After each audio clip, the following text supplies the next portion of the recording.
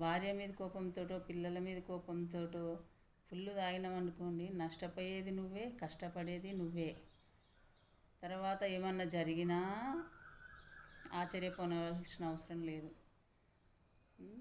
జాగ్రత్త అండి. కొంతమంది వాళ్ళకి మాత్రమే చెప్తున్నా, అందరికి కదా. అందరు ఆయన తిట్టుకున్నారు నన్ను.